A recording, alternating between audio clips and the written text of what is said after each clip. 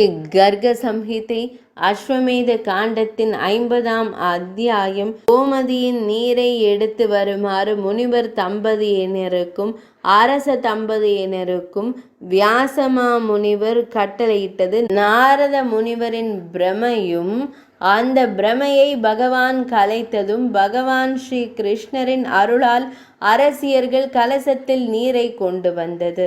ஸ்ரீ கர்காச்சாரியார் கூறினார், அரசனே, பின்னர் 8 வாயில்களை கொண்டதும் அசைந்தாடும் கொடிகளால் அலங்கரிக்கப்பட்டதும் அக்னி குழிகள் மற்றும் 8 புரோகிதர்களை கொண்டதுமான அந்த அழகிய யாக மண்டபத்தில் பலாச, திராட்சை மற்றும் பகுபர பலிபீடங்கள் அலங்கரிக்கப்பட்டிருந்தன. எண்ணற்ற பலிபீடங்கள் மற்றும் சசலங்களால் யாக தூண்களால் இணைக்கப்பட்ட மர வளையங்கள் அது அலங்கரிக்கப்பட்டிருந்தது. மேலும் அதில் சுவா, மாந்தோல்கள், குசம், உலக்கை மற்றும் உரல் ஆகியவை சேகரிக்கப்பட்டன. இவை தவிர வேறு பல பொருட்களும் பல்வேறு பொருட்களும் சேகரிக்கப்பட்டிருந்த இடத்தில் தேவர்களின் அரசனான தேவேந்திரன் அமராவதியில் தேவர்களால் அலங்கரிக்கப்படுவது போல தேவர்களில் நன்கு தேர்ச்சி பெற்றிருந்த மகரிஷிகள் மற்றும் யாதவர்களால் ராஜ ரிஷியான மன்னர் உக்ரசேனர் அலங்கரிக்கப்பட்டார். கிருஷ்ணச்சந்திரரின் அழைப்பின் பேரில் நந்தனும் மற்ற இடையர்களும் ரிஷபானுவரும் மற்ற பிரபுக்களும் ஸ்ரீதாமரும் மற்ற இடையர்களும் குழந்தைகளும் துவாரகாபுரிக்கு வந்தனர். அன்னை யசோதை, தேவி ராதிகை மற்றும் எல்லா விரஜ பெண்களும் பல்லக்குகளிலும் தேர்களிலும் ஏறி மகிழ்ச்சியுடன் குஷஸ்தலிக்கு வந்தனர். அழைக்கப்பட்டதும் திருதராஷ்டிர மன்னர் தன் மகன்களுடனும் கௌரவர்களுடனும் அங்கு வந்தான். மற்ற மன்னர்களும் அழைப்புகளை பெற்ற பின்னர் குஷஸ்தலிக்கு வந்தனர். பகவான் ஸ்ரீ கிருஷ்ணரின் அழைப்பின் பெயரில் யுதிஷ்டிர மன்னர், பீமசேனன், அர்ஜுனன், நகுலன் மற்றும் சகதேவன் ஆகியோர் தங்கள் மனைவிகளான திரௌபதியுடன் வனத்திலிருந்து அங்கு வந்தனர். பகவான் ஸ்ரீ கிருஷ்ணர் நாரத மாமுனிவரை அனுப்பி தேவேந்திரனையும் மற்ற 8 திக்பாலகர்கள், 8 வசுக்கள், 12 ஆதித்யர்கள், 4 சனத்குமாரர்கள், மற்றொரு ருத்ரர்கள், மருத்கணங்கள், வேதாளங்கள், கந்தர்வர்கள், கிண்ணறர்கள், விஸ்வய தேவர்கள், சத்தியகணர்கள், வித்யாதரர்கள், தேவர்கள், தேவிகள், கந்தர்வர்கள் மற்றும் அப்சரசுகளை வரவழைத்தனர். அரசரே, அவர்கள் அனைவரும் பகவான் ஸ்ரீ கிருஷ்ணரை காணும் ஆசையுடன் துவாரகைக்கு வந்தனர். சர்வமங்கள பார்வதி தேவியுடன் கைலாசத்திலிருந்து சிவபெருமானும் அழைக்கப்பட்டார். பிரகலாத ஆழ்வாரும் பலி சக்கரவர்த்தியும் சுதல லோகத்திலிருந்து அசுரர்களின் கூட்டத்துடன் வந்தனர். விபீஷ்ணாழ்வார், பீஷணன், மாயை மற்றும் பலவல்கனும் அங்கு வந்தனர். கோரை பற்களை கொண்ட 8 விலங்குகளுடன் ஜாம்பவான், குரங்குகளுடன் அனுமன், பறவைகளுடன் கருடாழ்வார் மற்றும் நாகராஜனான அரவத்துடன் வாசுகி ஆகியோரும் அங்கு வந்தனர். அரசரை, பசுக்களுடன் பசுவடிவில் கராதேவியும் தோன்றினார்.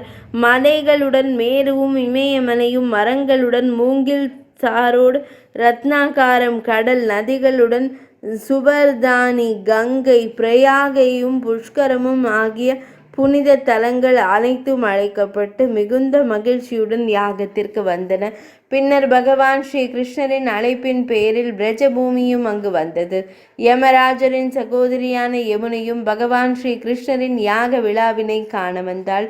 அவர்கள் அனைவரும் வந்ததை கண்ட உக்ரசேன மன்னன் மிகவும் மகிழ்ந்து அவர்களை அவரவர் இடங்களில் தங்க வைத்தார். சிலர் பாசறைகளிலும், சிலர் ஆலயங்களிலும், சிலர் சமவெளிகளிலும், சிலர் தோட்டங்களிலும் தங்க வைக்கப்பட்டனர். அந்த யாகத்தில் வேதவியாச முனிவரை குருவாகவும் பகதல்பிய பிரம்மதேவரையும் முன்னரே அழைக்கப்பட்டிருந்த தெய்வீக முனிவர்களையும் மகரிஷிகளையும் புரோகிதர்களாகவும் ஆக்கினேன். நரேஸ்வரரே, இதற்கு பின்னர் அந்த யாகத்தில் பகவான் ஸ்ரீ கிருஷ்ணரின் சித்தத்தால் அனிருத்தன், பிரம்மதேவர், சந்திரன் மற்றும் தன் வடிவங்களை தனித்தனியாக எடுத்து 3 வடிவங்களில் தன்னை அலங்கரித்து கொண்டார். பிரத்யும்ன குமாரனின் இந்த செயல்களை கண்ட யாதவ அரசர்கள் ஆச்சரியம் அடைந்து இந்த விஷயத்தை குறித்து தங்களுக்குள் விவாதிக்க தொடங்கினர். வியாசமா முனிவர் அவர்களிடம், எதுக்களில் சிறந்தவரே, நான் கூறுவதை கேட்பாய். இங்கு தத்தமது இடங்களில் அமர்ந்திருக்கும் அரசர்கள் மற்றும் பிராமணர்களில் இருந்து 64 தம்பதிகள் என் கட்டளைப்படி கோமதி நதிக்கரைக்கு சென்று தேவையான அளவு நீரை எடுத்து வர வேண்டும்.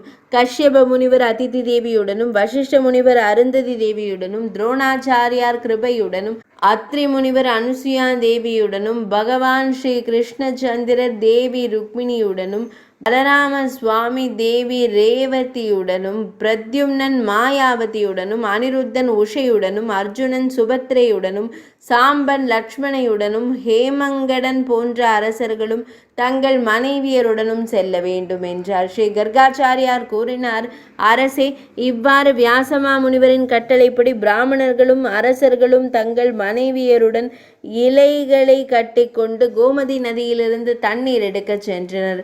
தேவகி, ரோஹிணி, குந்தி, காந்தாரி மற்றும் அன்னை யசோதையை வழிநடத்த பகவான் ஸ்ரீ கிருஷ்ணர் தேவி ருக்மிணியுடன் கலசத்தை தூக்கினார். அதே போல பலராம சுவாமி தேவி ரேவதி மற்றும் சபிலிக் மன்னர்கள் அனைவரும் மலர்களாலும் இலைகளாலும் அலங்கரிக்கப்பட்ட தங்கம் மற்றும் வெள்ளி கலசங்களை தூக்கி கொண்டு கோமதி நதியின் கரைக்கு சென்றனர். அங்கே அந்த கூட்டத்தில் பகவான் ஸ்ரீ கிருஷ்ணர் தேவி ருக்மிணியுடன் செல்வதை கண்ட நாரத மாமுனிவர் சத்யபாமையின் இல்லத்திற்கு சென்று ரகளை செய்ய முயன்றார். இறைவனின் மனைவி இல்லத்தில் தனியாக இருப்பதை கண்ட அவர் அவளிடம் அதற்கான காரணத்தை வினவினார். அதற்கு அவர் கூறினார், நாரத மாமுனிவர் கூறினார், சத்ரஜித் நந்தினி அரசர் சத்ரஜித்தின் குமாரியான தேவி சத்யபாமையே, இந்த இல்லத்தில் உனக்கு மரியாதை இல்லை என்பதை நான் காண்கிறேன்.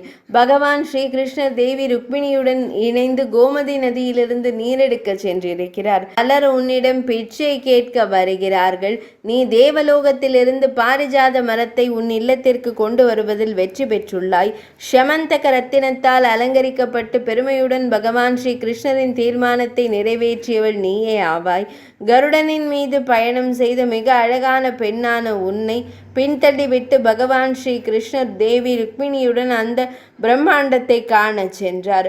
அன்னை சத்யபாமையே, பிரத்யும்னனை மகனாகவும் அனிருத்தனை பேரனாகவும் கொண்ட தேவி ருக்மிணி தன் சொல்லை காப்பாற்றுவதில்லை. தன் மானமும் இது உச்சகட்ட கர்வத்தை வெளிப்படுத்துகிறது.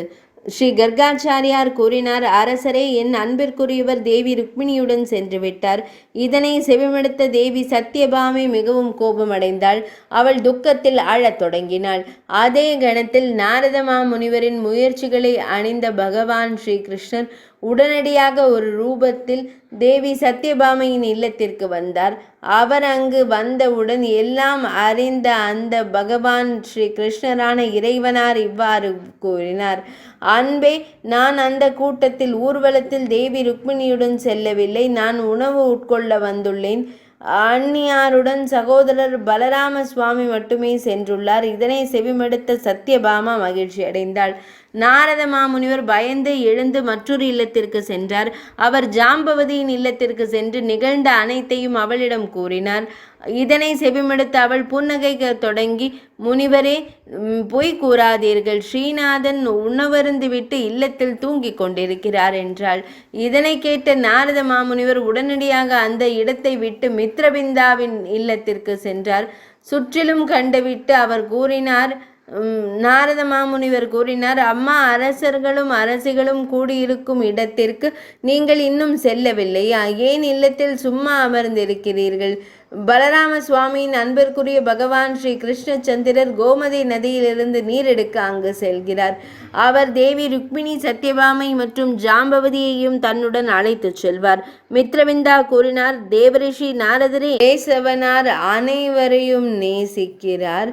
அவர் யாரையெல்லாம் விட்டு செல்கிறாரோ அவர்கள் உயிர் பிழைக்க மாட்டார்கள். இல்லத்தை காணுங்கள். பகவான் ஸ்ரீ கிருஷ்ணர் தன் பேரனை கொஞ்சிக் கொண்டிருக்கிறார்.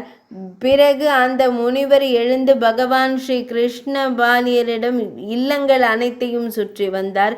ஆனால் அவை அனைத்திலும் பகவான் ஸ்ரீ கிருஷ்ணரின் பிரசன்னத்தை உணர்ந்தார். பின்னர் சிந்தித்த பின்னர் தேவரிஷியான நாரத மாமுனிவர் இந்த செய்தியை தேவி ஸ்ரீ ராதையிடம் கூறுவதற்காக கோபனங்கர்களின் அரண்மனைக்கு சென்றார். ஆனால் அங்கே நந்தனந்தனன் தேவி ஸ்ரீ ராதை மற்றும் கோபியர்களுடன் சௌபர விளையாடி கொண்டிருந்தார். அவரை கண்டதும் தேவரிஷியான நாரத மாமுனிவர் அங்கிருந்து நழுவி செல்ல நினைத்த உடனேயே பகவான் ஸ்ரீ கிருஷ்ணர் உடனடியாக அவரது கரத்தை பற்றி அங்கேயே அமரச் செய்தார். பின்னர் அவரை முறைப்படி வழிபட்டார். இதனை செய்த பின் அவர் கூறினார், பகவான் ஸ்ரீ கிருஷ்ணர் கூறினார், மகா பிராமணரே, என்ன செய்கிறீர்கள்? மயக்கமடைந்து குறிக்கோளின்றி அலைந்து திரிகிறீர்கள். என் கிராமத்தில் உள்ள ஒவ்வொரு இல்லத்திலும் நான் தம்மை அந்தந்த இல்லங்களிலேயே அங்கேயே கண்டிருக்கிறேன். மகா முனிவரை, தமது அச்சத்தினாலேயே நான் பல உருவங்களை எடுத்திருக்கிறேன். தாம் ஒரு பிராமணன், எனவே நான் தம்மை தண்டிக்க மாட்டேன். ஆனால் நிச்சயமாக தம்மை பிரார்த்திப்பேன். நான் அனைத்திற்கும் கடவுள். பிராமணர்கள் என் கடவுள்கள். பிராமணர்களுக்கும் துரோகம் செய்யும் அந்த அறிவற்றவர்கள் என் எதிரிகள். பிராமணர்கள் என் வடிவமாகும் என்று கருதி வழிபடுபவர்கள் இவ்வுலக ஆனந்தமடைந்து இறுதியில் உன்னத இருப்பிடத்திற்கு செல்வார்கள்.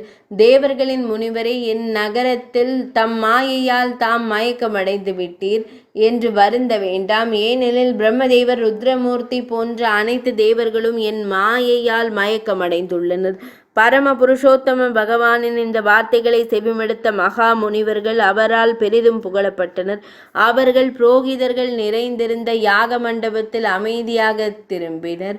இதற்கிடையில் பகவான் ஸ்ரீ கிருஷ்ணர் போன்ற மன்னர்களும் தேவி ருக்மிணி போன்ற பெண்களும் பல்வேறு இசைக்கருவிகளுடன் கோமதி நதிக்கரைக்கு சென்றனர். கோவிந்த பெருமாளை போற்றி பாடிய பெண்களின் சிலம்புகள் மற்றும் கை காப்புகளின் இனிய ஓசையானது அங்கே நீரில் இனிய ஓசையில் எதிரொலித்தது. வியாசமா முனிவர் என்னுடன் இணைந்து நீர் குலதெய்வங்களை வணங்கி நீர் நிரம்பிய ஒரு குடத்தை தேவி அனுசூயையிடம் ஒப்படைத்தார். பின்னர் தேவி ரேவதியும் மற்ற பெண்களும் அந்த குடங்களை வாங்கி கொண்டனர். ஆனால் அவர்களின் மென்மையான கரங்களால் மலர்களின் பாரத்தாலேயே மிகவும் பாரம் சுமந்திருக்கும் அந்த மென்மையான பெண்களால் இந்த குடங்களின் பாரத்தை எவ்வாறு தாங்கிக் கொள்ள இயலும்? அப்போது அந்த அரசியர்கள் ஒருவரை ஒருவர் கண்டு, குடங்கள் இல்லாமல் நாங்கள் எப்படி யாக மண்டபத்திற்கு செல்வோம் என்று கூறி புன்னகைத்தனர். அந்த தருணத்தில் தேவி ருக்மிணியும் மற்ற எல்லா பெண்களும் மௌனமாக பகவான் ஸ்ரீ கிருஷ்ணரிடம், கிருஷ்ணச்சந்திரரே, பிரபஞ்சத்தின் அதிபதியே, பிரபஞ்சத்தின் நாயகரே, பக்தர்களின் துன்பத்தை போக்கும் சக்கரங்களின் அதிபதியே, தாமே எல்லாம் வல்லவர், இந்த நெருக்கடியான நேரத்தில் எங்களை காக்க வேண்டும் என்று பிரார்த்தனை செய்தனர். இவ்வாறு கூறிய அந்த பெண்கள் குடங்களை தொட்ட போது அவர்கள் அனைவரும் பாரமற்றவர்களாக மாறினர். இரத்தினங்களாலும் முத்துக்களாலும் அலங்கரிக்கப்பட்டிருந்த அந்த குடங்களை தங்கள் தலைகளில் சுமந்து சென்றனர். தங்கள் கணவர்களுடன் அவர்கள் யாக மண்டபத்திற்கு விரைந்தனர். அங்கு சங்கு, எக்காளங்கள், பணவம் போன்ற வாத்திய கருவிகள் இசைக்கப்பட்டு கொண்டிருந்தன. கோமதி நதியிலிருந்து நீரை கொண்டு வந்து யாதவ மன்னன் உக்ரசேனன் தனது கருத்த செவியுடைய குதிரையுடன் அமர்ந்திருந்த இடத்திற்கு கொண்டு சென்றனர். இது ஸ்ரீ கர்க சம்ஹிதையின் அஸ்வமேத காண்டத்தில் உள்ள கோமதி நதியின் பாடல் என்ற தலைப்பு கொண்ட 50ஆம் அத்தியாயம் இனிதே நிறைவடைந்தது.